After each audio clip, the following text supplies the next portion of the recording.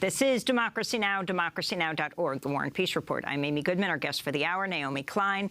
Last week, Vermont Independent Senator Bernie Sanders introduced a bill that would provide universal health care by expanding Medicare to include every American. Sanders introduced the bill, flanked by doctors, nurses, and some of the bills, and this is what's new from his previous bills, some of the bill's 15 Democratic co-sponsors.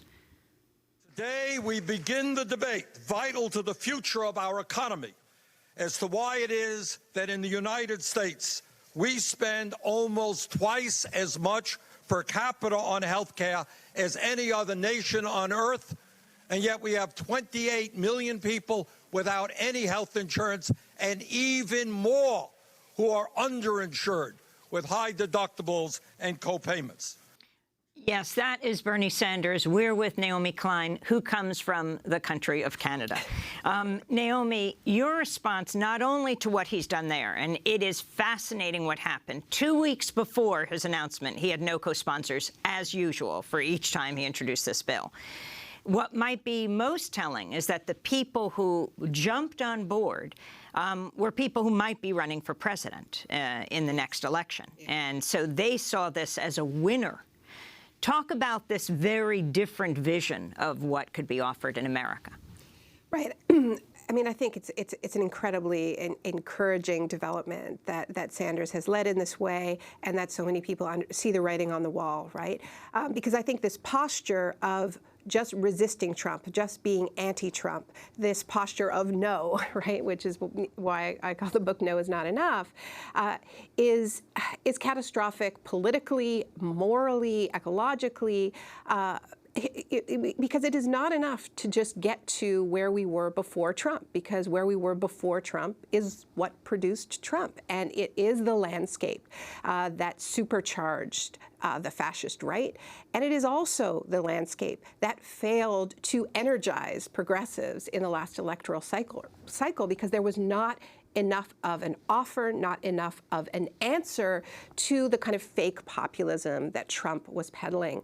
And so, this is not new for Sanders. He has been talking about Medicare-for-All for a very long time, but it is new to have figures like Cory Booker with his ties to the insurance industry looking around and going, this is what's actually needed to succeed in this political landscape. And I think we need to expand that from, Medicare for all, clean energy for all, 100% renewable energy for the 100%, which, we're talking about more and more within the climate movement. And I think we see people pushing that envelope, young people covered by DACA saying, well, we're not satisfied with just defending DACA. We don't want to be pitted against our parents. We want status for all. So, that political ambition is increasing.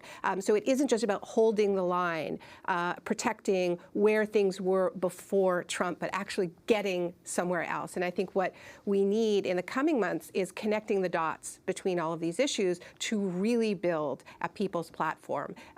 So we see, and I think we're starting to see the outlines of that, which is very exciting. Yeah, I am from Canada, and I enjoy Medicare for all. In fact, isn't it why you really grew up there? Why your your parents were Americans, left because of the Vietnam War. Your dad was a doctor. But stayed for the health care, yeah. No, it's absolutely true.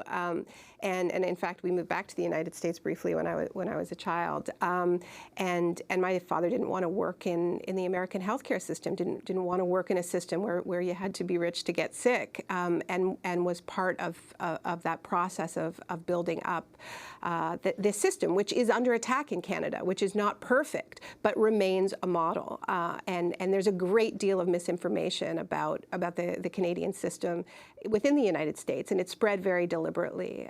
It's a system that needs better funding, that needs more protection, but at its core, it's incredibly simple. I was glad to see Danielle Martin standing with Bernie Sanders, who is one of the great defenders, a doctor of the public healthcare system in Canada, making the argument that what we need to do is fund it better.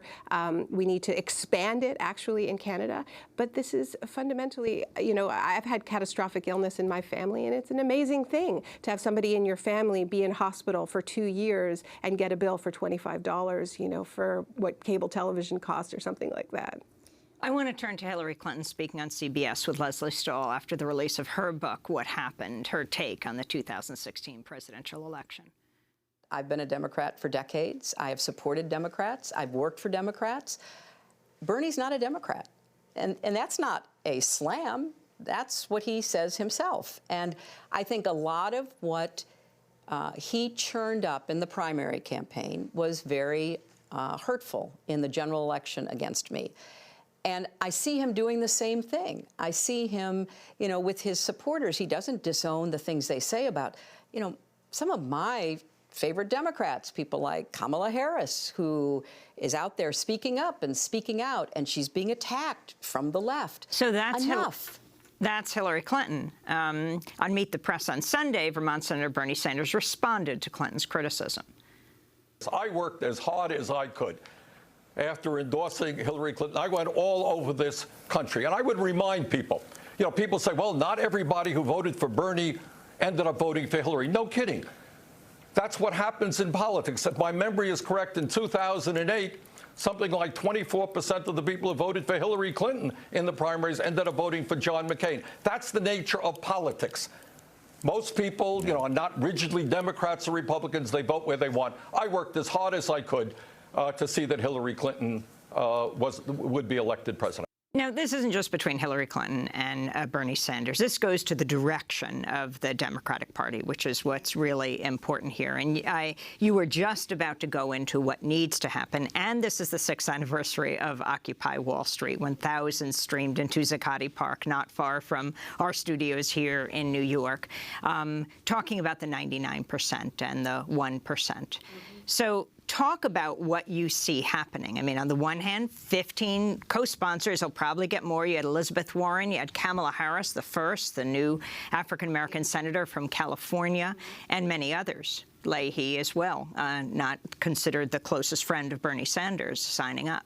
Look, it's certainly interesting timing that Hillary Clinton is out there sort of like re-prosecuting, finger-pointing about the campaign, while Bernie is out there trying to solve the underlying problem.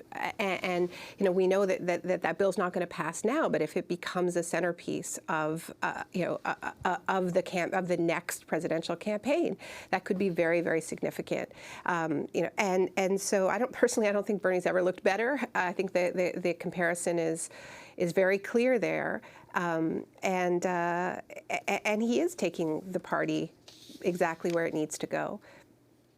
So in terms of people organizing, we have a whole other issue, which actually has direct connections, because when you look at the people hardest hit, for example, when it comes to climate change, again, it is not all equal. While many homes of the rich and poor got destroyed, who gets to rebuild, who gets the advantages, who gets the incentives is a whole other issue, and who lives next to these toxic chemical plants that might be further deregulated. Yeah. But the issue of white supremacy, which is also a key issue right now after the attack in Charlottesville, the tiki torch-bearing men, hundreds of them young men, not wearing white hoods because maybe they felt safer now. They didn't have to cover their identity. And it goes right up to Jamel Hill, who is the ESPN anchor, who just tweeted out the words, President Trump is a white supremacist, and the White House now is saying that she should be fired, that anyone who calls the president a white supremacist. At the same time, in just the last week, he has doubled down on talking about everyone being at fault in Charlottesville. Yeah.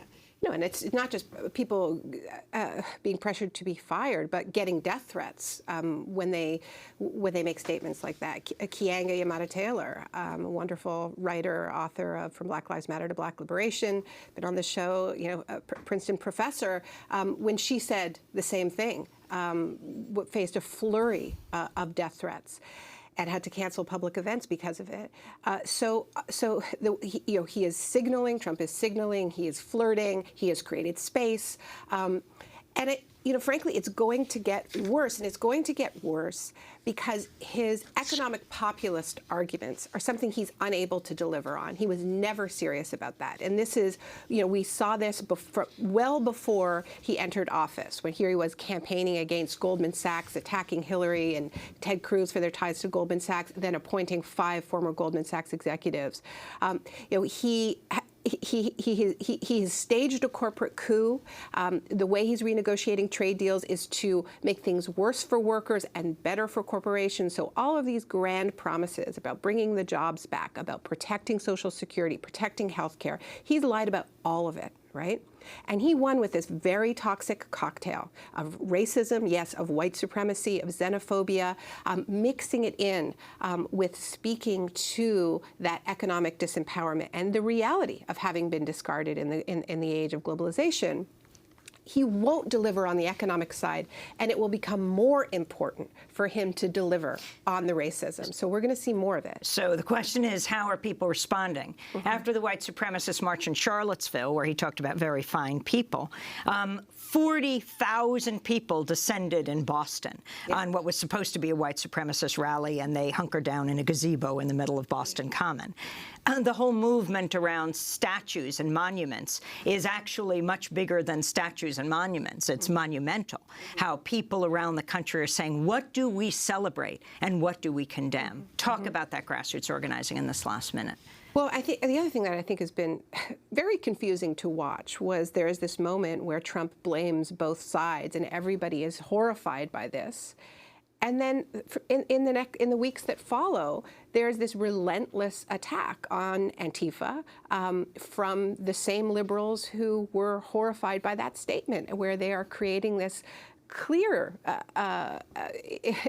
equivalency, for some reason expending massive amounts of energy painting Antifa as the enemy, who are the people who are standing up to the fascists, as Trump refers to them, the other side, a very revealing statement. So I mean, even last night's moment at the Emmys, which we haven't discussed, Amy, I mean, I think signaling that this is all some big joke that everybody is in on. It's not a question of whether it was funny or not, or whether people laughed or not. What that was signaling, Sean Spicer, that Sean Spicer moment, was just this sort of elite party that everybody is in on, except you. We're going to leave it there. Folks could also go to our Facebook page. You'll see our Facebook Live discussion with Naomi Klein, author of No Is Not Enough: Resisting Trump's Shock Politics and Winning the World We Need. Congratulations to former Democracy Now! Producer Amy Littlefield and Daniel Patterson on their wedding this past Saturday. Democracy Now! Co-host Juan Gonzalez is speaking in Newark's Abyssinian Church, and then next to Kansas City, and Saturday he'll be at the University of Maryland, College Park.